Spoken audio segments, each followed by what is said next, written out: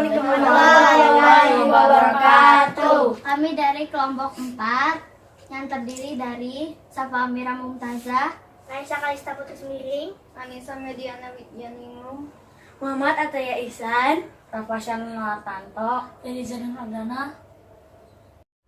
Nah, Indonesia itu disebut sebagai negara maritim dan agraris. Apa sih artinya? Negara maritim adalah negara yang memiliki luas laut lebih luas dibandingkan luas daratan. Negara agraris adalah negara yang sebagian besar penduduknya adalah petani. Berarti kondisi itu mempengaruhi kegiatan ekonomi ya?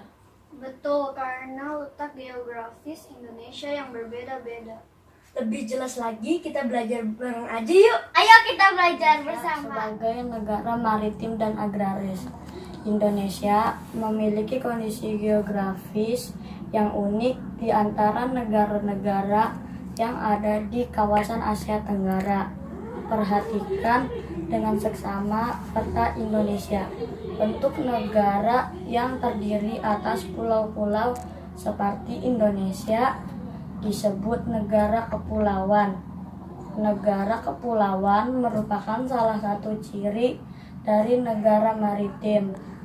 Negara maritim adalah negara yang memiliki luas laut lebih besar dibandingkan dengan luas daratan yang terdiri atas pulau-pulau. Oleh karena itu, penduduk yang tinggal di negara maritim banyak memanfaatkan sumber daya Indonesia untuk memenuhi kebutuhan hidupnya. Selain sebagai negara kepulauan dan maritim, berdasarkan kondisi geografisnya, Indonesia juga merupakan negara agraris. Negara agraris adalah negara yang sebagian besar penduduknya bekerja sebagai petani yang mengolah lahan pertanian sebagai negara agraris. Tentu saja negara Indonesia memiliki lahan subur yang sangat cocok untuk pertanian dan perkebunan. Perhatikan kembali peta Indonesia tersebut. Jika perhatikan negara Indonesia memiliki banyak sekali gunung berapi yang masih aktif, abu vulkanik. Gunung berapi dapat menyuburkan tanah yang berada di sekitarnya. Tanah yang subur merupakan sumber daya alam yang penting untuk pertanian dan perkebunan. Keberadaan negara Indonesia sebagai negara tropis juga sangat menguntungkan adanya dua musim, yaitu musim kering dan atau musim kemarau, dan musim basah atau musim hujan membantu para petani dan nelayan Indonesia untuk bekerja. Kekayaan laut dan pertanian merupakan sumber daya adalah andalan Indonesia. Indonesia memiliki kondisi geografis yang unik di antara negara-negara yang ada di kawasan Asia Tenggara. Perhatikan dengan saksama peta Indonesia. Bentuk negara yang terdiri atas pulau-pulau seperti Indonesia disebut negara kepulauan. Negara kepulauan merupakan salah satu ciri dari negara maritim. Negara maritim adalah negara yang lebih memiliki luas laut lebih besar dibandingkan dengan luas daratan yang terdiri atas pulau-pulau. Oleh karena itu, penduduk yang tinggal di negara maritim banyak memanfaatkan sumber daya kelautan untuk memenuhi kebutuhan hidupnya.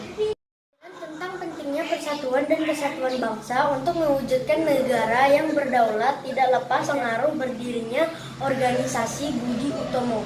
Budi Utomo berdiri pada tanggal 20 Mei 1908. Organisasi itu berdiri berdasarkan pemikiran seorang lulusan sekolah dokter Jawa Stovia bernama Dr. Wahidin Sudiroho Husodo. Dr. Wahidin Sudirohusodo ingin mengubah cara berjuang rakyat Indonesia dari perjuangan fisik kepada cara perjuangan melalui pendidikan. Ide ini menarik perhatian seorang mahasiswa Stovia bernama Sutomo yang pada akhirnya mendirikan organisasi modern pertama di Indonesia bernama Budi Utomo.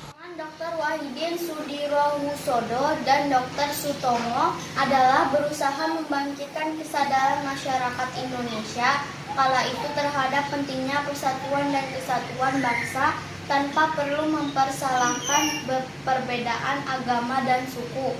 Keberadaan Budi Utomo telah menumbuhkan semangat dan menandai terjadinya kebangkitan bangsa secara nasional. Sementara kebangkitan pemuda Indonesia ditandai dengan peristiwa Sumpah Pemuda pada tanggal 28 Oktober 1928.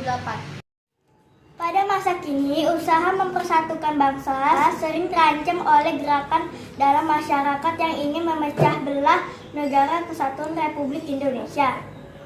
Gerakan Aceh Merdeka di Aceh dan Gerakan Organisasi Papua Merdeka di Papua merupakan gerakan masyarakat yang ingin memisahkan diri dari NKRI pada masa Orde Baru.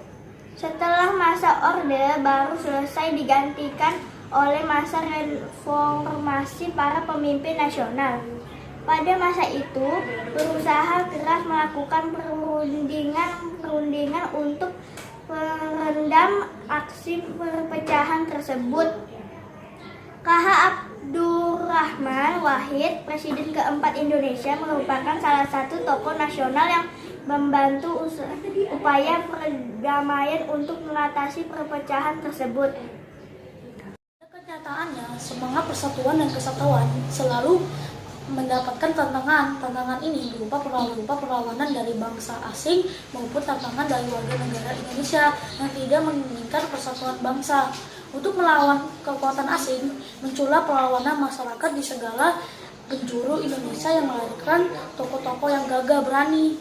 Jenderal Sudirman dan Bung Tomo merupakan dua dari sekian banyak tokoh nasional yang terkenal berani melawan kekuatan asing yang mengancam kesatuan negara Indonesia.